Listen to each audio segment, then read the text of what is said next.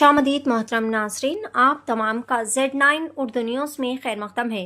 GHMC की मुनहदमी कार्रवाई के खिलाफ औरत का चौंका देने वाला अनोखा एहतजाज। एक जज्बाती एहतजाज में उप्पल के चिलकनगर डिवीजन कल्याणापुरी पार्क इलाके में एक खातून ने पेट्रोल बोतल पकड़कर GHMC की गाड़ी के सामने बैठ गई। जब हुकाम ने इसके डेयरी बूथ को मुनहदम कर दिया।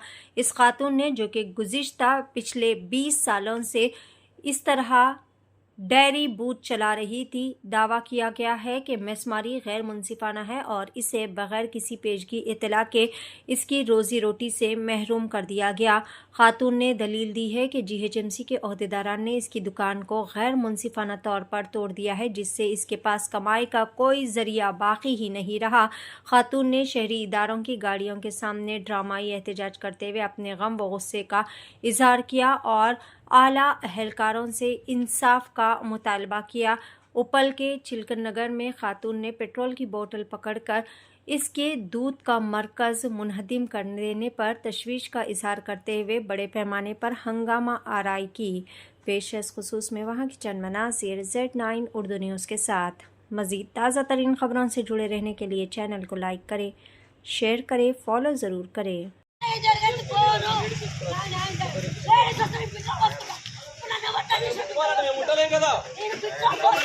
దేనికైనా ఇష్టం వచ్చినట్టు అనుకుంటావా ఏమి అది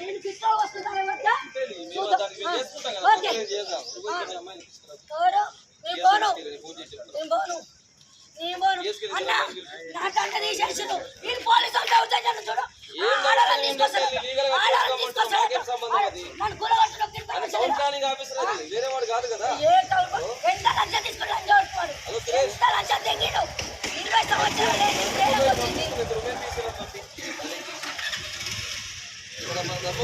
ఉంది కదా మన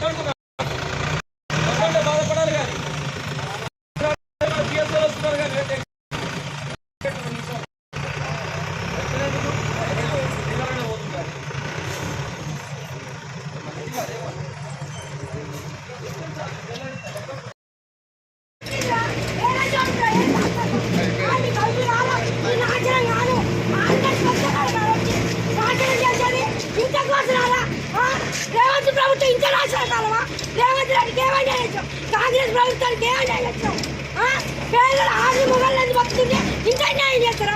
ఇదేనా న్యాయం?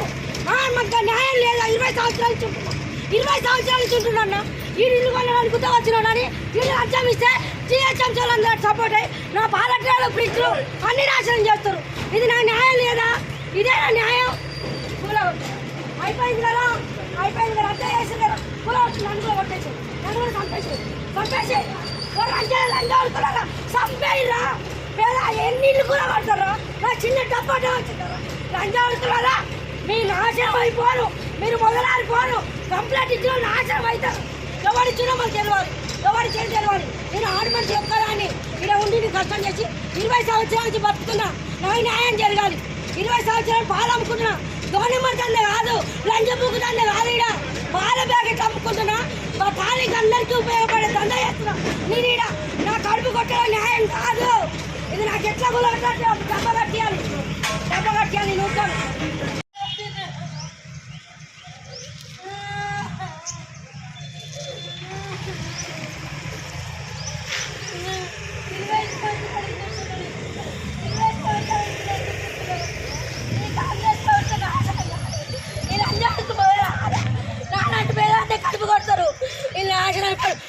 రేవంత్ రెడ్డి నీకు అమ్మ అక్క చెల్లుంటే నారాయణ అన్యాయం జరగొద్దురా.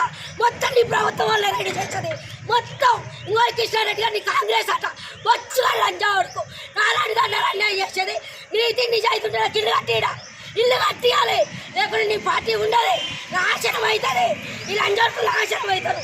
నాశనం మన్ను పోతా, గాజులు వల్ల కొడతా మొదలాడిపోతారు.